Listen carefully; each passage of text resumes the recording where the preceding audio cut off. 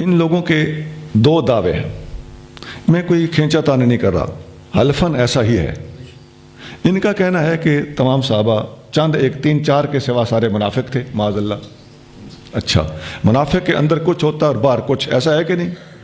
अच्छा, इसी मज़हब का एक और ख्याल भी है। इनका कहना यह है कि अहले बैत अतहार, हत्ता कि नबी पाक अलैहिस्सलाम के बारे में भी इन लोगों का यही अकीदा है कि ये सब के सब माज़अल्लाह तकिया करते थे। तकिया भी यही होता है कि अंदर कुछ और बाहर कुछ। अब खुदा न खास्ता साहबा मुनाफिक थे तो फिर क्या हुआ, अंदर कुछ और बाहर कुछ। और खुदा न खास्ता ये दूसरे अल्लाह के प्यारे सारे तकिया करते थे तो फिर भी क्या हुआ, अंदर कुछ और बाहर कुछ। तो सारे का सारा दिन तुम्हारे पास कैसे पहुंचा? पता चलता है सहाबा भी मुनाफिक नहीं थे, उन्होंने जो कुछ दिया हक दिया।